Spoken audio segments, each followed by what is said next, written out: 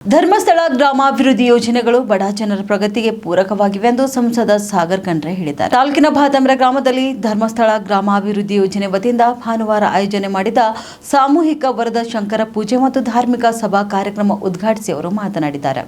ಸುಜ್ಞಾನ ನಿಧಿ, ಶಿಷ್ಯವೇತನ, ಮಾಶಾಸನ, ಸ್ವಸಹಾಯ ಸಾಲ, ಮಧ್ಯವರ್ಜನ ಶಿಬಿರ ಸೇರಿ ಮುಂತಾದ ಕಾರ್ಯಕ್ರಮಗಳ ಅನುಷ್ಠಾನದ ಮೂಲಕ ಧರ್ಮಸ್ಥಳ ಗ್ರಾಮೀಣಾಭಿವೃದ್ಧಿ ಯೋಜನೆ ಈ ಭಾಗದಲ್ಲಿ ಅತ್ಯುತ್ತಮ ಕಾರ್ಯ ಮಾಡುತ್ತಿದೆ ಎಂದು ಮೆಚ್ಚುಗೆ ಕೂಡ ವ್ಯಕ್ತಪಡಿಸಿದ್ದಾರೆ. ಇನ್ನು ಬೀದರ್ ಜಿಲ್ಲೆಯಲ್ಲಿ ಹೈನು ಉದ್ಯಮ ಪ್ರಗತಿಗೆ ರಾಜ್ಯಸಭೆ ಸದಸ್ಯರು ಆಗಿರುವ ಪೂಜ್ಯ ವೀರೇಂದ್ರ ಹೆಗ್ಡೆ ಅವರು 5 ಕೋಟಿ ರೂಪಾಯಿ ನೀಡಿರುವುದು ನಮ್ಮೆಲ್ಲರಿಗೂ ಹೆಮ್ಮೆ ತರಿಸಿದೆ ಎಂದು ತಿಳಿಸಿದ್ದಾರೆ. ಶ್ರೀ ಕ್ಷೇತ್ರ ಧರ್ಮಸ್ಥಳ ಗ್ರಾಮಾಭಿವೃದ್ಧಿ ಯೋಜನೆಯ ಜಿಲ್ಲಾ ನಿರ್ದೇಶಕ ಮುರಳೀಧರ್ ಎಚ್ಎಲ್ ಮಾತನಾಡಿ, ಧರ್ಮಸ್ಥಳ ಗ್ರಾಮಾಭಿವೃದ್ಧಿ ಯೋಜನೆ ಚಾರಿಟೇಬಲ್ ಟ್ರಸ್ಟ್ ಆಗಿದ್ದು ಸ್ವಸಹಾಯ ಸಂಘಗಳ ಮೂಲಕ ಸಾಲ ಸೌಲಭ್ಯ ನೀಡುವುದರ ಜೊತೆಗೆ ವಾತ್ಸಲ್ಯ ಕೆರೆ ನಿರ್ಮಾಣ, ದೇವಸ್ಥಾನ, ಸಮುದಾಯ ಭವನಕ್ಕೆ ಅನುದಾನ ನೀಡುತ್ತಿದ್ದು ಅನೇಕ ಸಾಮಾಜಿಕ ಕಾರ್ಯಕ್ರಮಗಳನ್ನು ಮಾಡುತ್ತಿದೆ ಎಂದು ತಿಳಿಸಿದರು. ನಂತರ ನಿರಂಜನ ಸಂಸ್ಥಾನ ಮಠದ ಜಗದ್ಗುರು ಶಿವಯೋಗೀಶ್ವರ ಸ್ವಾಮೀಜಿ ಸಾನ್ನಿಧ್ಯ ವಹಿಸಿ ಮಾತನಾಡಿ, ಧರ್ಮಸ್ಥಳ ಗ್ರಾಮಾಭಿವೃದ್ಧಿ ಯೋಜನೆ ಸಮಾಜದ ಉನ್ನತಿಗಾಗಿ ಅನೇಕ ಕಾರ್ಯಕ್ರಮ ಹಮ್ಮಿಕೊಳ್ಳುತ್ತಿದೆ. ಅದರಲ್ಲಿ ಕೂಡ ಸಾಮೂಹಿಕ ಪೂಜೆ, ಧಾರ್ಮಿಕ ಸಭಾ ಕೂಡ ಒಂದಾಗಿದ್ದು ಇಂತಹ ಕಾರ್ಯಕ್ರಮಗಳಿಂದ ಎಲ್ಲರಲ್ಲಿ ದೈವಿ ಶಕ್ತಿ ಮೂಡುತ್ತದೆ ಎಂದು ತಿಳಿಸಿದರು.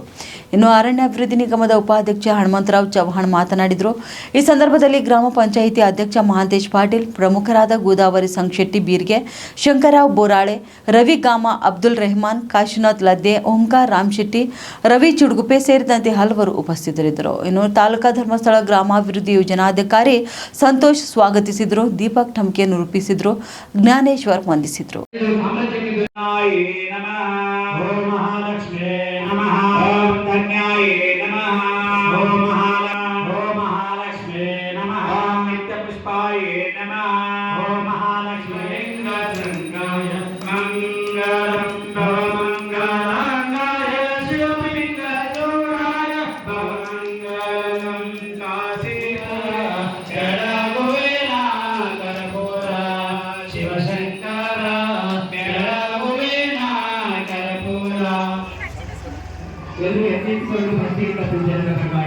ಆಶೀರ್ವದಿಸಲಿಕ್ಕೆ ಆಗಮಿಸಿರುವಂತಹ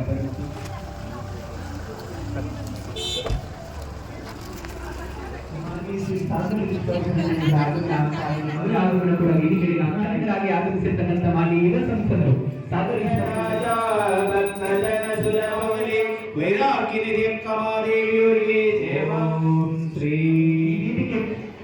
ಜ್ಯೋತಿ ಬೆಳಗಿಸಿ ಕಾರ್ಯಕ್ರಮ ಉದ್ಘಾಟಿಸಲಾಗ್ತಾ ಇದೆ. ತಮಗೆ ಎಲ್ಲರ ಜೋರಾದ ಚಪ್ಪಾಳೆ.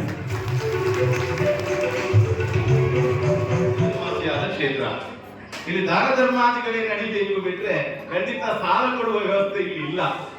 ಆದ್ರೆ ಈಗಿನ ಧರ್ಮಾಧಿಕಾರಿಗಳು ಇದಕ್ಕೆ ಇನ್ನೊಂದು ಹೆಜ್ಜೆ ಮುಂದೆ ಇಟ್ಟು ಗ್ರಾಮೀಣ ಜನರ ಸಶಕ್ತೀಕರಣ ಆಗಬೇಕು, ಸಬಲೀಕರಣ ಆಗಬೇಕು. ಅವರು ಶಾಂತಿಯಿಂದ ನೆಮ್ಮದಿಯಿಂದ ಬದುಕಬೇಕಿದ್ರೆ ಆರ್ಥಿಕವಾಗಿ ಸ್ವಾವಲಂಬನೆ ಬರಲೇಬೇಕು.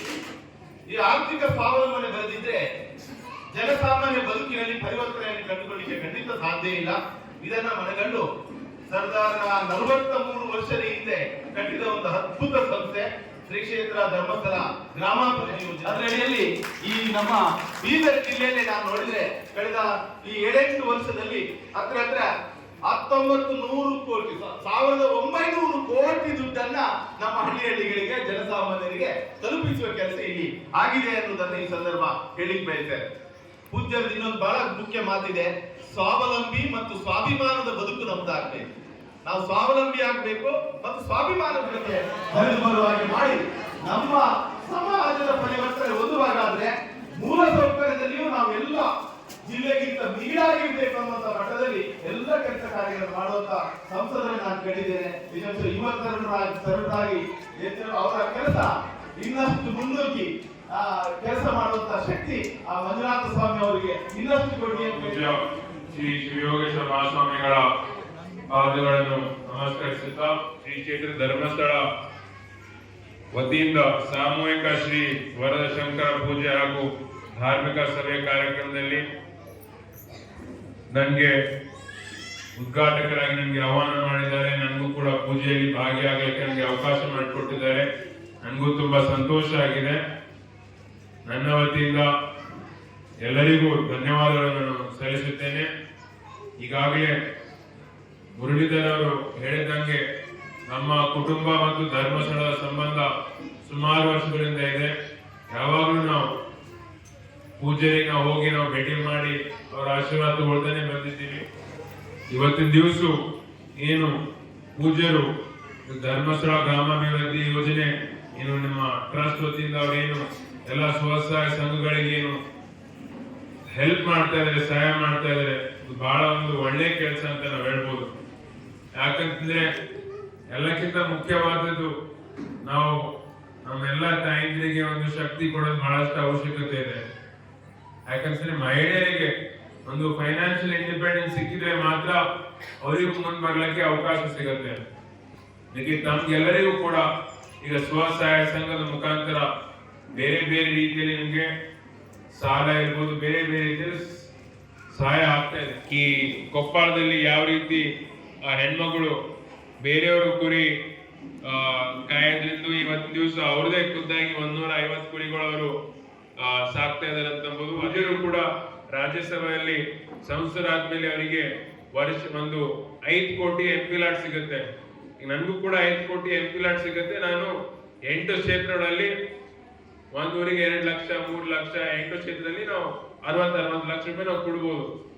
ಆದ್ರೆ ಪೂಜ್ಯರು ಇಡೀ 5 ಕೋಟಿ ನಮ್ಮ ಜಿಲ್ಲೆಗೆ ಹೈನುಗಾರಿಕೆಗೋಸ್ಕರ ಕೊಟ್ಟಿದ್ದಾರೆ. ಅದಕ್ಕೆ ನಮ್ಮ ವತಿಯಿಂದ ಜಿಲ್ಲೆ ವತಿಯಿಂದ ಅವರಿಗೆ ಧನ್ಯವಾದಗಳು ನಾನು ನೇತ್ರಾವತಿ ನದಿಯ ದಂಡೆ ಮೇಲೆ ಬಹಳ ಸುಂದರವಾದಂತಹ ಸ್ಥಳ ಇದೆ.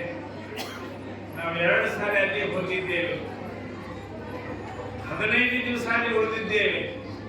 ನೀವು 15 ಗಂಟೆನೂ ಒಳಗಿಲ್ಲ, ಹೋಲಿಗಂದ್ರೆ ಒಡೆ ಬರ್ತೇವೆ. ನಾವು 15 ದಿವಸ ಉಳಿದಿದ್ದೇವೆ. ಯಾಕಂದ್ರೆ ನಮ್ಮಂಥವರಿಗೆ ಬಹಳ ಯೋಗ್ಯ ಸ್ಥಳ. ಅದಕ್ಕ ಈ ಕಾರ್ಯ ಏನ್ ಮಾಡ್ತಾ ಇದ್ದಾರಲ್ಲ,